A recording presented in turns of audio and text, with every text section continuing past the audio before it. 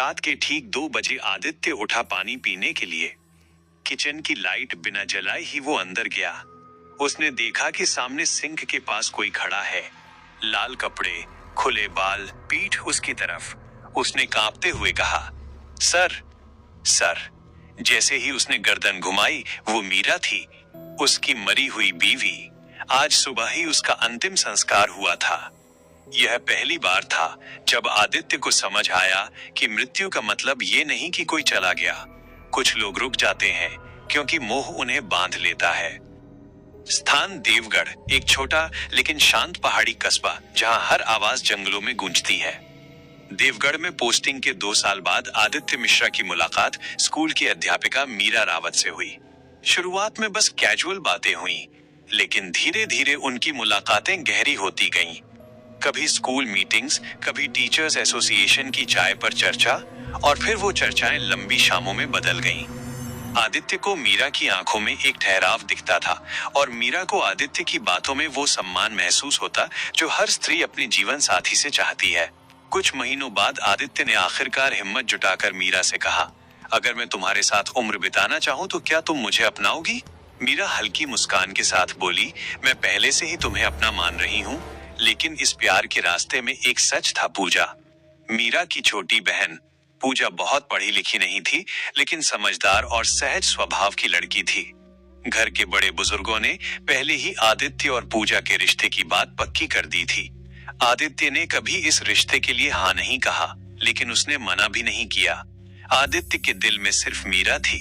आखिरकार उसने मीरा को मिलने बुलाया। मीरा, एक बात कहनी है, लेकिन नहीं जानता कि कैसे कहूं। इतने महीनों में आप भी मुझसे कुछ कहने से डरते हो? आदित्य ने गहरी सांस ली, फिर उसकी आंखों में देखते हुए बोला, मैं तुम्हारा हाथ मांगने तुम्हारे घर आने ही वाला था, लेकिन तब तक घर वालों ने मेरा रिश्ता तुम्हारी छोटी बहन पूजा से तय कर दिया। मीरा के चेहरे पर एक पल को सख्ती आ गई। पूजा से? हाँ, लेकिन मुझे नहीं पता था कि वो तुम्हारी बहन है। मैंने अब तक किसी को कुछ नहीं कहा है, पर अब चुप नहीं रह सकता। मीरा, मैं सिर्फ तुमसे शादी करना चाहता हूँ। मीरा की आंखों में आंसू भर आए। वह चुप रही। तुमने पूजा से कुछ कहा? नहीं, अभी तक नहीं। मैं चाहता हूँ ये बात तुम ही उसे समझाओ। वो समझदार लड़की है, शायद समझ जाएगी। अगले कुछ दिनों तक मीरा कोशिश करती रही, कभी किचन में, कभी लिविंग रूम में, लेकिन हर बार उसकी हिम्मत जवाब दे जाती।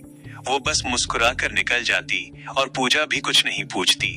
आखिरकार एक शाम उसने हिम्मत जुटाई, बरामदे में खड़ी पूजा के पास गई। पूजा, एक बात कहनी है जो शायद तुम्हें तकलीफ दे। दीदी, इतनी सीरियस क्यों हो? सब ठीक तो है? आदित्य, जिससे तुम्हारा रिश्ता तय किया गया है, वो मेरा बॉयफ्रेंड है। पूजा का चेहरा पल भर को भाव शून्य हो गया। कुछ सेकंड की लंबी खामोशी के बाद पूजा धीरे से बोली, क्या आप दोनों एक दूसरे से प्यार करते हैं? मीरा की आंखों से आंसू गिरने लगे। हाँ, मैंने कभी चाहा नहीं था कि ये ऐसे हो। मैंने तुमसे कुछ भी नहीं छीना, बस ये सब बस हो गया। पूजा लंबे समय तक बस मीरा को देखती रही, फिर हल्की मुस्कान के साथ कहा, आप खुश रहो दीदी, बस यही काफी है मेरे लिए। मीरा की आंखें झलक उठी। उसने पूजा को कसकर गले लगा लिया। बाद में आदित्य ने भी पूजा से माफी मांगी। पूजा बस आदित्य से इतना बोली, कभी इन्हें मेरे प्यार का एहसास मत होने देना, बस दीदी को टूटने मत देना। 3 साल बाद एक रात मीरा ने कहा, दिल भारी सा लग रहा है, आज कुछ ठीक नहीं लग रहा। अचानक सीने में दर्द उठा, हार्ट फेल। उस रात आदित्य की दुनिया बदल गई। गांव के श्मशान घाट में अगली सुबह मीरा का अंतिम संस्कार किया गया। मीरा को शादी के जोड़े में विदा कर दिया। उसका चेहरा शांत था, लेकिन उसकी आंखें खुली थीं। पंडित ने कई बार मंत्र पढ़े, लकड़ियां डाली और आदित्य ने अग्नि दी, पर जैसे ही आग जलने लगी, साथ साथ धुआं भी उठता रहा, पर शरीर भस्म नहीं हो रहा था। चिता पूरी तरह भड़कने के बजाय बस धीमे धीमे सुलग रही थी। लोगों के बीच फुसफुसाहट हुई, ये शरीर त्यागना नहीं चाहती, ये आत्मा मोह से फंसी है, यह जाना नहीं चाहती। उस रात आदित्य अकेले घर लौटा। बीच रात वो किचन में पानी लेने गया। खिड़की से आती चांद की रोशनी में उसने वही देखा कि वो खड़ी थी, लाल साड़ी, खुले बाल, हाथों में वही चूड़ियां, चेहरा धुंध में। आदित्य का गला सूख गया। मीरा, उसके होंठ थोड़े हिले जैसे वो मुस्कुराई हो और फिर अंधेरे में समा गई। अगली सुबह होते ही उसने पूजा को फोन किया। पूजा, कल रात मुझे लगा जैसे मैंने मीरा को देखा। जीजू, आपको अकेलेपन ने परेशान कर दिया है। मैं आ रही हूँ। उस दिन के बाद से पूजा अक्सर उससे मिलने आने लगी। धीरे धीरे उनकी बातचीत गहरी होने लगी, लेकिन दोनों को ये एहसास नहीं था कि जिस घर में वो करीब आ रहे थे वहां कोई और भी मौजूद था। घर में अजीब घटनाएं शुरू हो गईं। कभी आदित्य देर से लौटता तो देखता कि किचन का सामान इधर उधर बिखरा है। कभी शाम को लौटकर किचन में जाता तो गर्म चाय तैयार मिलती। वो सोचता शायद पूजा आई होगी और बना कर गई होगी, लेकिन कई बार तो ऐसा तब भी हुआ जब पूजा आई ही नहीं थी। एक शाम जब आदित्य घर लौटा तब पूजा किचन में चाय बना रही थी। उसने धीरे से पुकारा, पूजा।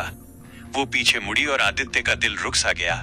वो चेहरा पूजा का था, लेकिन आंखें, मुस्कान और वो हल्का झुकाव सब मीरा का था।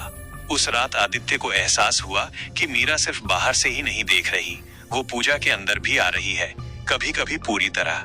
आदित्य का चैन जाता रहा। कभी सुबह दफ्तर जाने से पहले वो दाढ़ी बनाते हुए आईने में देखता तो पीछे मीरा खड़ी होती। पलटता तो पीछे कोई नहीं होता। कभी रात को सोते वक्त बिस्तर के पास किसी के बैठने का एहसास, और सबसे खौफनाक, कभी कभी आधी रात को नींद खुलती तो उसे महसूस होता कि कोई उसके सीने पर बैठा है। एक शाम आदित्य ने बस यूं ही कहा, वो पुराना लाल दुपट्टा कहाँ है जो तुमने हमारी पहली दिवाली पर पहना था? पूजा ने बिना सोचे जवाब दिया, अलमारी के ऊपर वाले खाने में रखा है, और उसके साथ वो चांदी की पायल भी है जो तुमने पहली बार खरीदी थी। आदित्य चौंक गया। ये बातें तो सिर्फ मीरा को पता थी। अगले दिन जब उसने फिर उसी बारे में पूछा तो पूजा ने उलझे चेहरे से कहा, कौन सा दुपट्टा? मुझे याद नहीं। इसी बीच घर वालों ने उनकी शादी की बात पक्की कर दी। तमाम बाधाओं के बाद उनकी शादी हो गई। पर शादी के दिन भी जब आदित्य ने फेरे के वक्त पूजा का हाथ पकड़ा तो उसकी हथेली बर्फ जैसी ठंडी थी। पूजा ने धीरे से उसकी ओर देखा और होठों पर वही मुस्कान थी, वो मुस्कान जो सिर्फ मीरा की थी। शादी के बाद शुरुआती दिनों में सब कुछ ठीक लग रहा था, लेकिन आदित्य ने महसूस किया कि उसका सजना संवरना बिल्कुल वैसा ही है जैसा मीरा करती। धीरे धीरे ये एहसास बढ़ने लगा। पूजा की चाल, उसके हाव भाव, उसकी हंसी, सब कुछ मीरा की तरह हो चुका था। रात को जब आदित्य और पूजा सो जाते तो कई बार आदित्य की नींद एक एहसास से खुलती कि बिस्तर के पास कोई खड़ा है।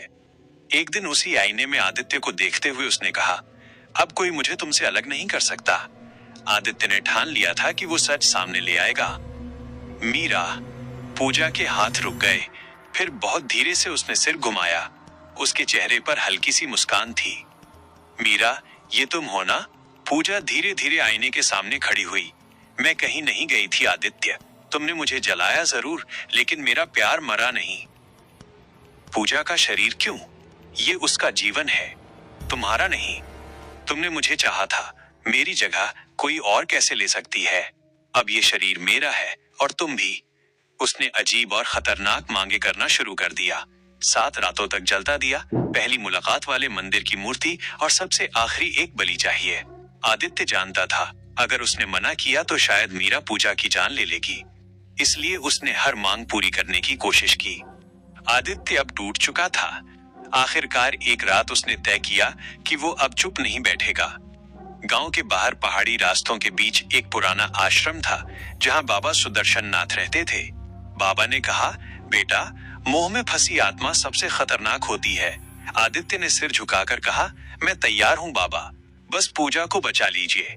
बाबा ने सामग्री की सूची लिखी, जिसमें सबसे आखिरी थी एक मुट्ठी भर मिट्टी उस जगह की जहां मीरा का अंतिम संस्कार हुआ था। अमावस्या के 2 दिन बाद बाबा शाम को आदित्य के घर आए। लिविंग रूम में एक गोल घेरा बनाया गया और बीच में हवन कुंड। पूजा को घेरे के अंदर बिठाया गया। जैसे ही मंत्रोच्चार शुरू हुआ, हवा का रुख बदल गया। आदित्य, ये क्या कर रहे हो? मैं तुम्हें छोड़कर नहीं जाऊंगी। ये शरीर अब मेरा है। मीरा, पूजा को छोड़ दो, हमारे बच्चे को छोड़ दो। बाबा ने तुरंत पीपल की टहनी को हवन में डाला और श्मशान की राख पूजा के चारों तरफ छिड़क दी। तभी अचानक पूजा के चेहरे पर एक डरावनी मुस्कान फैल गई। फिर बाबा ने आदेश दिया, आदित्य, वो मिट्टी ला जहां इसका संस्कार हुआ था। बाबा ने वो मिट्टी हवन की आग में डालते हुए कहा, जैसे ये शरीर धरती में मिला वैसे ही तेरी आत्मा अब धरती में मिले, मुक्त हो जा। जैसे ही ये कहा गया, पूजा ने भयानक चीख मारी और एक काली राख उसके शरीर से निकलकर धुएं की तरह ऊपर उठी, फिर हवन की लपटों में समा गई। पूजा बेहोश होकर जमीन पर गिर पड़ी।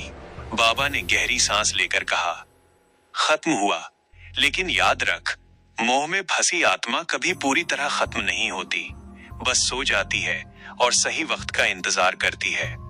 अगली सुबह जब पूजा की आंख खुली तो उसे कुछ याद नहीं था। कुछ दिन बाद जब पूजा थोड़ी ठीक हुई, आदित्य ने उसे सब कुछ बता दिया। शुरू में पूजा को विश्वास ही नहीं हुआ, लेकिन डर से उसका चेहरा पीला पड़ गया। मतलब? दीदी, मेरे अंदर? आदित्य ने सिर हिलाया और वो एक पल के लिए उसके सीने से लगकर फूट फूट कर रो पड़ी। दोनों परिवार ने आपस में बैठकर फैसला लिया कि इस घर में रहना अब ठीक नहीं। आदित्य कुछ पल उसे देखता रहा। उसके चेहरे पर अब मीरा का कोई असर नहीं था, पर उसके दिल में जो डर और बेचैनी थी वो खत्म नहीं हो रही थी।